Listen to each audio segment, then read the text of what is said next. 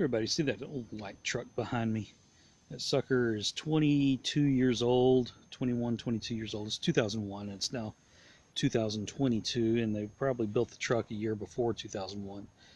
So I was looking through some technical manuals last night and noticed that they mentioned there being a cabin filter, and I have never known there to be a cabin filter. I've seen cabin filters in some cars that are accessed behind the glove box, and I've never seen any panel or anything in the glove box to be able to change an air filter for in the cabin.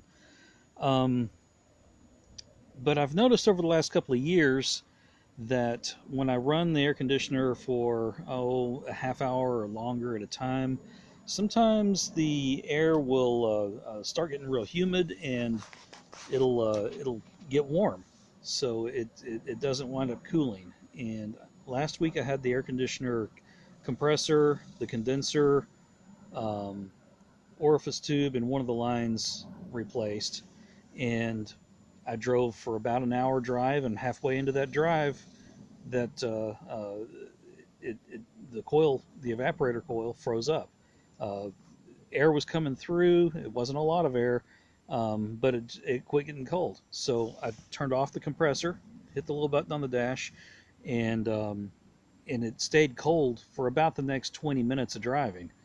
So that means that there was ice on those coils that was basically not enough airflow. So I found out that there is an in-cabin filter for this truck, and I did a little research and found out where it's at. And take a look under here. There's a little band under the dash on the passenger side that covers these filters. So the rest of the video is me showing how to open that up, what's in there. Okay, ignore the mess. All right, so we're under the dash. This is the passenger side here, door. So right here, some of these Silverados have a plastic piece that covers this entire bottom. Mine does not. I don't know if it was removed in the past and just never put back or what. But there's a section here. It's rectangular, and there is a 7mm bolt. It's basically a screw made for plastic. It's not really a bolt, it's a screw. I've already got it loose, but I'm going to open this up. So we're taking this out. Let's scoot back so you can see what I'm doing. Sorry for the shaky. All right, so here we have two filters. Look at this. Look at that. Look at that. It's nasty. So we're going to pull that first one out. There's no way airflow is getting through there. I've had this truck for who knows how many years. It's a 2001.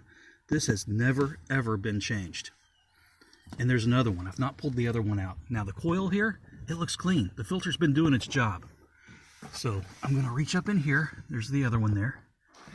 And I'm going to pull it down. If I can pull it out, I may have to get a screwdriver or a hook or something. Nope, it's coming. It's coming. So I'm going to pull it over towards me and then straight down. Or wiggle it out. Oh, look at that. That's nastiness. That filter has been doing its job. All that stuff. So we're going to clean that out. I'm going to run to the store and grab a couple of replacement filters. Oh, look at that. You won't believe. Look at this. Oh, man alive. Let's get a flashlight up in there.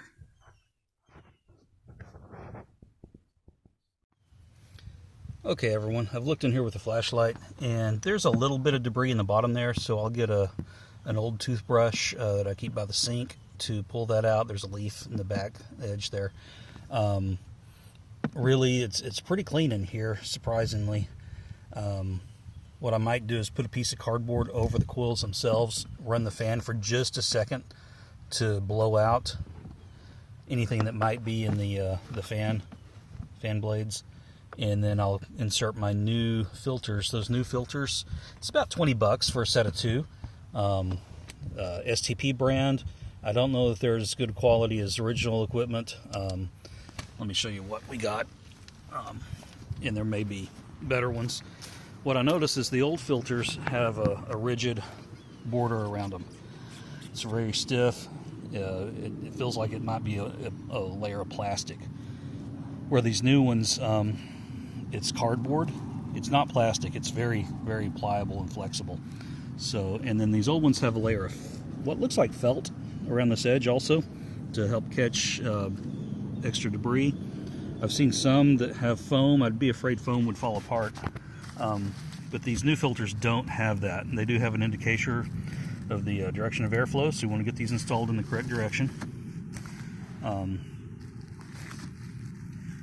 For my particular Silverado, it's the CAF 1707. Like I say, set of 2. But here's the difference. We got literally a rat's nest of just stuff, debris that has been stuck in these filters for the last 20 years. This truck lived most of its life in East Texas, so there is a lot of pine needles. And this is probably stuff that was stuck to shoes. And so when that air recirculates inside the cabin, it intakes and then gets sucked in here. But there's no way in the world that this was going to work without freezing up my coils. And that's exactly what was happening. Alright folks, I thought I was going to be able to video me installing these. I'm going to try, but in reality I'm probably going to need both hands. You want to make sure that you get the airflow correct. I've got a honeybee that's just landed on my head. Now, those of you don't know, I am a beekeeper, so it's not a big deal. Alright, so yeah, that one we shove straight up, and then we push it straight back. And then for the second filter, we're going to, again, make sure the airflow is correct. We're going to throw it straight up into here. And then slide it straight up. And make sure that it's seated in place. And I'll have to hold that while I grab the, it's going to fall out for right now, but there's a band that goes in here. I'll put that back up in a second. But I'm going to clean this off, again, with an old toothbrush. And this holds the